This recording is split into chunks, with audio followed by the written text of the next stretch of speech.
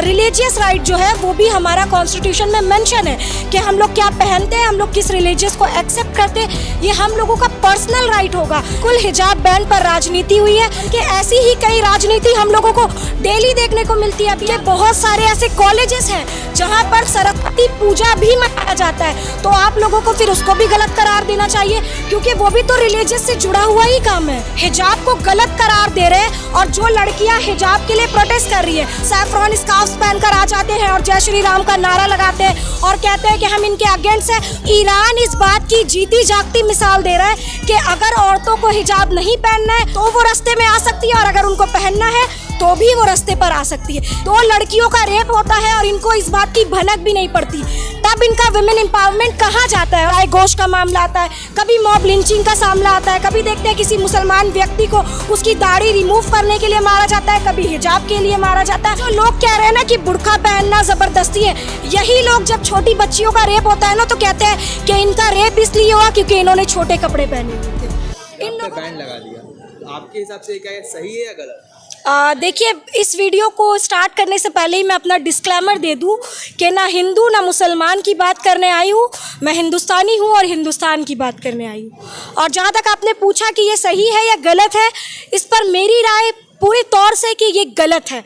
उसका पहला रीज़न ये कि ये कॉन्स्टिट्यूशन का उल्लंघन करना हुआ, क्योंकि कॉन्स्टिट्यूशन का जो आर्टिकल है वो हम लोगों को ये डिस्क्रिमिनेशन, अनटचेबिलिटी और टाइटल्स का जो एबोलिशन है, ये सब कुछ हम लोगों को कॉन्स्टिट्यूशन ने दिया। उसके बाद रिलीजियस राइट जो है वो भी हमारा कॉन्स्टिट्यूशन में मेंशन है कि हम लोग क्या पहनते हैं, हम लोग किस रिलीजियस को एक्सेप्ट करते हैं, ये हम लोगों का पर्सनल राइट होगा, ना कि उन लोगों का जो ये हिजाब को बैन करने पर अपनी राय पेश कर रहे हैं। मैं आपको गलत, हिजाब बैन पे राजनीति हुई है? जी बिल्कुल, हिजाब बैन पर राजनीति हुई है, बल्कि ऐसी ही कई राजनीति हम लोगों को डेली देखने को मिलती है। अभी आप देख लीजिए, हाल ही में आमिर खान का एक ऐड आया है, उन्होंने एक का शायद परिचार किया है, उसमें जो लोग थे, जो ऐसे संगठन थे, उन्होंने ये कहा है कि आमिर खान हमारे हिंदू धर्म यानी सनातन धर्म के खिलाफ बोल रहे हैं। वो संगठन जब औरतें हिजाब के लिए प्रोटेस्ट कर रही थी कर्नाटका कॉलेजेस के बाहर, तो कुछ संगठन जो है वो सैफ्रॉन, अपने गले में सैफ्रॉन स्कार्फ पहन लेते हैं और कहते हैं कि हम भी प्रोटेस्ट करेंगे क्योंकि अगर हिजाब अलाउ हो सकता है तो सैफ्रॉन स्कार्फ क्यों नहीं। मैं उनसे पूछना चाहूँगी कि बहुत सारे ऐसे कॉलेजेस हैं जहां पर तिलक भी लगाया जाता है और राइट टू यूनिफॉर्म पॉलिसी जो है वो हमारे कॉलेजेस में एक्सेप्टेड है। इतने दिनों से जो चला आ रहा था हिजाब, उनको कभी ये नहीं दिखा, बट आज सडनली कर्नाटका हाई कोर्ट में अपील दी जाती है कि हिजाब को बैन करना है। लेकिन ऐसे ही कई तरह के, मैं किसी धर्म के खिलाफ नहीं हूँ, लेकिन ऐसे लोग जो ऐसी बातें करते हैं, मैं उनको सिर्फ ये बताना चाहूँगी कि बहुत सारे ऐसे कॉलेजेस हैं जहाँ पर सरस्वती पूजा भी मनाया जाता है, तो आप लोगों को फिर उसको भी गलत करार देना चाहिए क्योंकि वो भी तो रिलीजियस से जुड़ा हुआ ही काम है। आपके लिए क्या सैफ्रॉन स्कार्फ लगाना गलत था? जी बिल्कुल गलत था। अगर आप हिजाब को गलत करार दे रहे हैं और जो लड़कियां हिजाब के लिए प्रोटेस्ट कर रही है, आप उनबाजी कर रहे हैं, फिर सडनली सैफ्रॉन स्कार्फ पहनकर आ जाते हैं और जय श्री राम का नारा लगाते हैं और कहते हैं कि हम इनके अगेंस्ट हैं, तो इसका मतलब ये है कि आप हिजाब के नहीं बल्कि एक पूरी कम्युनिटी के खिलाफ है। मैं उन लोगों को इस ईरान के प्रोटेस्ट से एक डिफरेंस बताना चाहती हूँ। ये लोग कहते हैं ना कि मुस्लिम लड़कियों को फोर्स किया जा रहा है स्कार्फ पहनने के लिए, लेकिन ईरान इस बात की जीती जागती मिसाल दे रहा है कि अगर औरतों को हिजाब नहीं पहनना है तो वो रास्ते में आ सकती है और अगर उनको पहनना है तो भी वो रास्ते पर आ सकती है। ये बिल्कुल उनकी चॉइस है। एक घर में, हमारे घर में भी भाई बहन होते हैं, सब ऐसा नहीं कि सबकी सोच सेम है। मेरे घर में भी मेरी दो बहनें हिजाब नहीं पहनती है, मैं पहनती हूँ, तो इसका मतलब ये नहीं कि मुझे फोर्स किया गया है, ये मेरी पर्सनल चॉइस है। मैं आपको एक और बात बता दूं, ये संगठन कह रहे हैं कि हम विमेन एम्पावरमेंट के लिए हिजाब को बैन करना चाह रहे हैं। मैं इनसे पूछना चाहूँगी, इनका विमेन एम्पावरमेंट उस वक्त कहा गया था जब हाथरस में एक दलित लड़की का रेप करके आधी रात को उसको जला दिया गया था।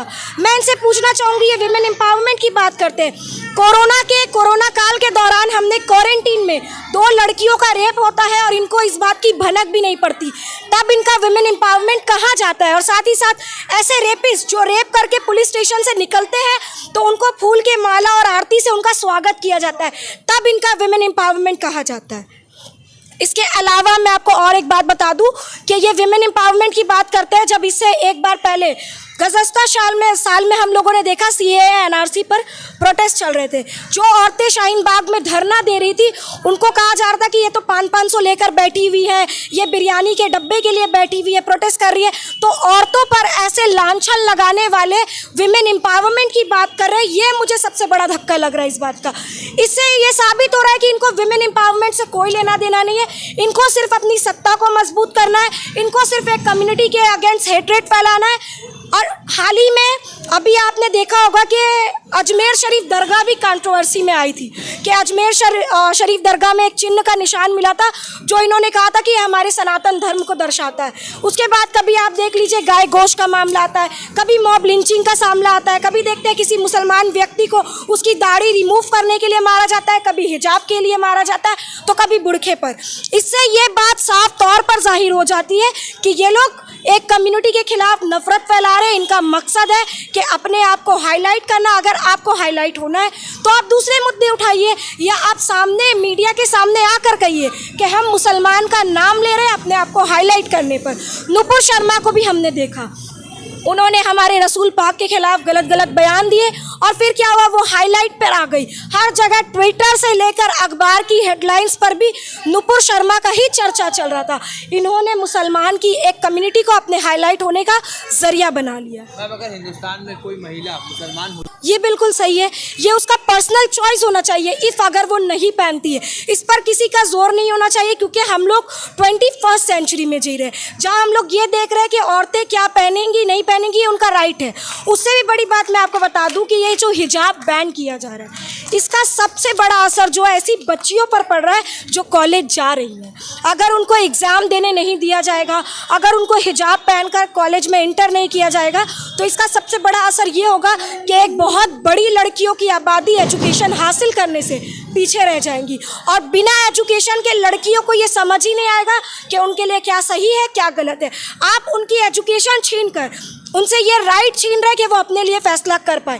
अगर हमारी महिलाओं का एक समाज, एक पूरा तुबका ही अनएजुकेटेड रहेगा तो वो समाज में क्या चल रहा है, क्या गलत है, क्या सही है, इसको समझने से बहुत पीछे रह जाएंगी, जैसे हम लोगों ने पहले के सदियों में देखा है। अब कोर्ट का तो कहना है कि कंफर्ट जोन होता है हम सबका।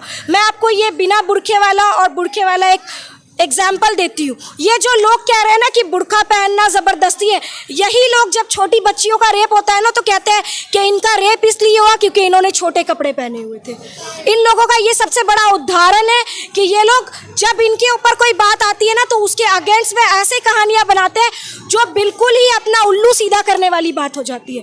कि अभी कह रहे हैं कि हिजाब पहनकर अगर जाएंगी तो बहुत बड़ा इशू हो जाएगा और छोटे कपड़े पहन के जा रही है तो रेप हो रहा है। तो मैं इनको कहना चाहूँगी, भैया आप पहले डिसाइड कर लीजिए कि लड़कियाँ पूरा कपड़ा पहने, हिजाब पहने, या फिर छोटे कपड़ों की वजह से जो देश में दुष्कर्म हो रहा है वो हो रहा है।